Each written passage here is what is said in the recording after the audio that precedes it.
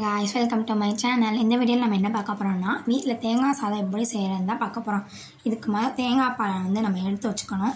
அதுக்கு அப்புறம் ஒரு panல ஏலக்காய், சோம்பு, பட்டை, கிராம்பு இதெல்லாம் வந்து போட்டு வதக்கணும். நாங்க வந்து தேங்காய் எண்ணெய் யூஸ் பண்ணி தான் வதக்குறோம். தேங்காய் எண்ணெய் யூஸ் பண்ணும்போது நமக்கு நல்ல ஸ்மெல் கிடைக்கும்.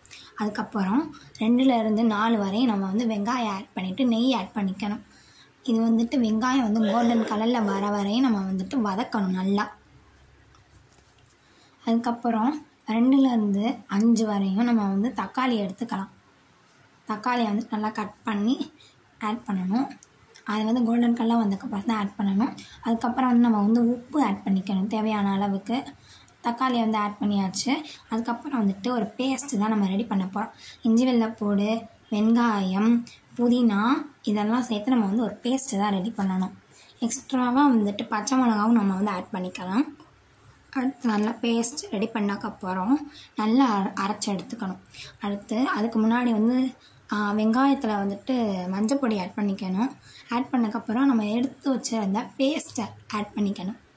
அதுக்கப்புறம் நல்லா வதக்கணும்.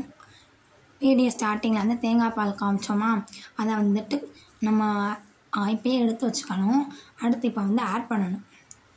கொஞ்சம் கொஞ்சமாக தான் ஆட் பண்ணணும், மொத்தமாக ஆட் பண்ணக்கூடாது.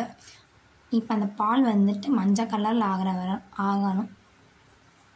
அப்படியே கொஞ்சம் கொஞ்சமாக பால் அப்படியே ஆட் பண்ணணும். இப்போ இந்த பால் பார்த்திங்கன்னா கொதிக்கணும். கொதிச்சக்கப்புறம் நாங்கள் வந்து சீரக சம்பா அரிசி தான் நாங்கள் வந்து ஆட் பண்ணுறோம். இப்போ இந்த பால் கொதிச்சுக்கிட்டு இருக்கு. இப்போ நம்ம அரிசியை வந்து ஆட் பண்ணிடலாம். நல்லா கழுவி அரிசி ஆட் பண்ணிடலாம். சீரக சம்பா அரிசியை நாங்கள் ஆட் பண்ணிக்கிட்டு இருக்கோம்.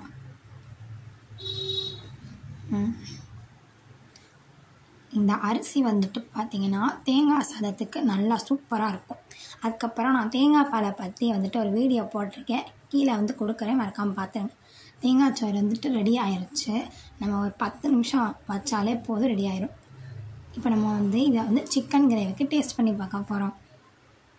சூப்பராக இருக்கும் உண்மையிலேயே. இந்த வீடியோ பிடிச்சிருந்துச்சுன்னா மறக்காமல் லைக் பண்ணுங்கள், ஷேர் பண்ணுங்கள், கமெண்ட் பண்ணுங்கள், மறக்காமல் சப்ஸ்கிரைப் பண்ணுங்கள். தேங்க்யூ ஃபார் வாட்சிங்.